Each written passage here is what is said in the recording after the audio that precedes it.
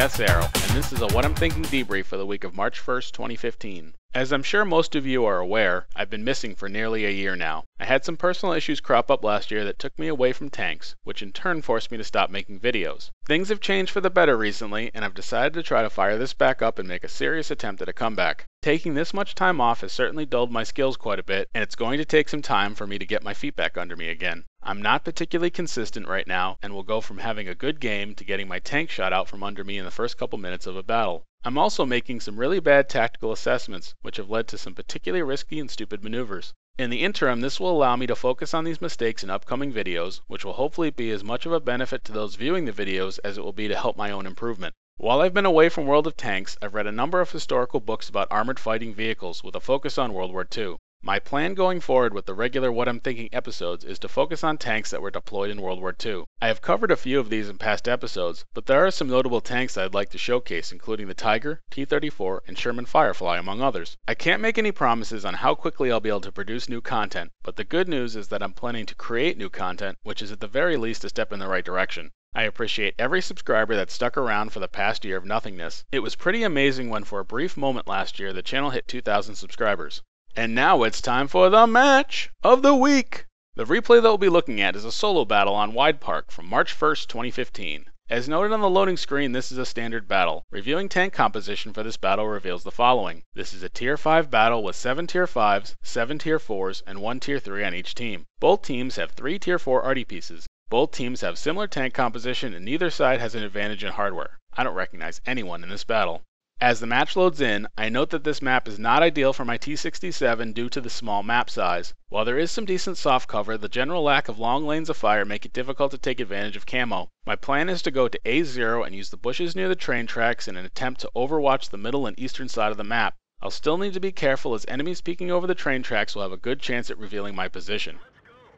As the match gets underway, I'm going to start heading to the west to get to my spot. Not a lot of traffic to dodge through. Once I get around this birch gun, I'll be behind the buildings, which will provide me cover in case any enemies get a quick spot over the top of the rail line. I'm continuing to head west. I've got some enemies spotted on the 3-row. Get behind the bush that I wanted to get behind and start looking for targets of opportunity. I'm not really seeing anything yet. I'm going to reposition so I'm behind both sets of bushes, which will give me some more cover. Nothing to shoot at yet. I thought maybe that M8A1 would cross the top of the tracks, but he doesn't. We've got numerous enemies along the tracks. I'm trying to line up their KV-220, but I miss. I don't have much of a target here. It's very slim. I bounce on that shot. Try to snap off a shot at arty, and I miss. Going after the KV-220 again.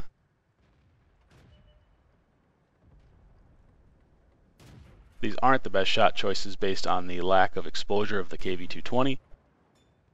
I missed arty there, he was behind a building. Tried to shoot the T-70, but he's behind a building as well. A little frustrated here. Trying to line up the KV-220 again. Take another shot and I bounce.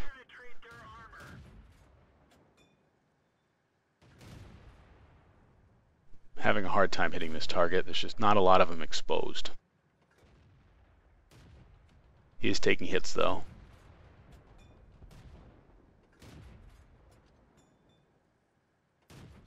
I've wasted nearly a quarter of my ammunition sniping at the KV-220 with nothing to show for it. The T-67 can run out of ammunition in long battles if you're not careful, and I will probably need to scale back the premium ammo on this tank. In an attempt to get involved in the battle, I've decided to move up and get more aggressive. This isn't necessarily the smartest play in a fragile tank and could have disastrous consequences.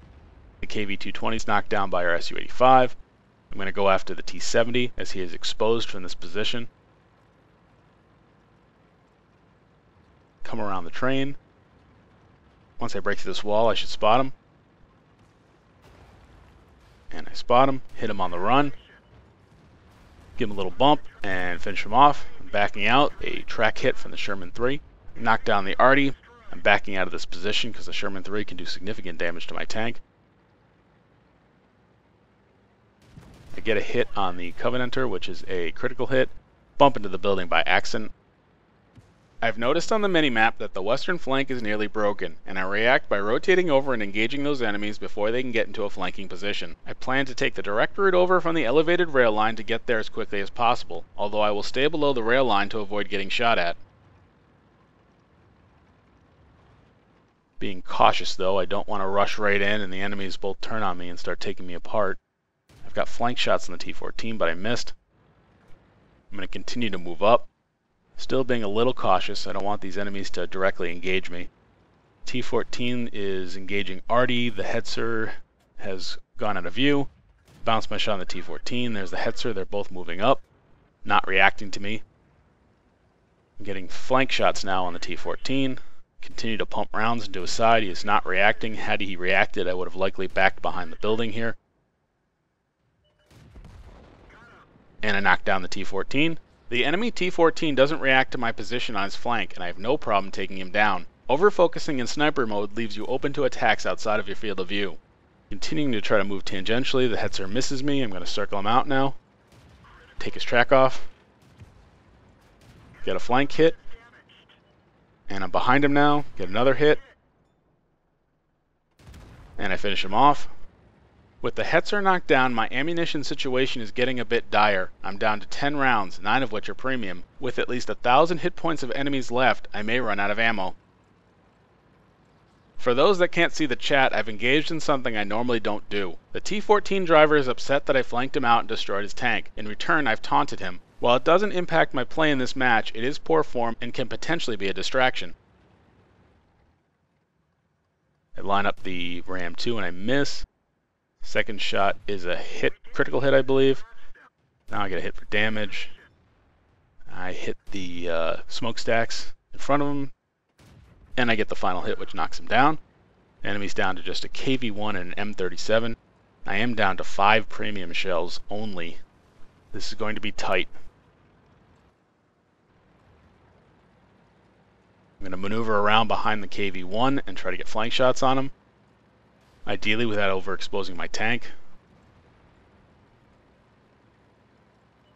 Trying to line him up, but he has got those gravel piles right next to him. I get a critical hit. And now I can only see a sliver of his tank. Moving up again to see if I can get some exposure on him. I can see the top of his turret.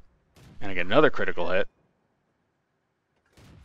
I get a bounce, and our KV-1 knocks him down. I am down to 2 shells, just the M37 Artie remaining. If I can get both hits in, I will knock him down. He shoots and misses. I stop, line him up, get a hit, and with my final shell, knock him down for the win.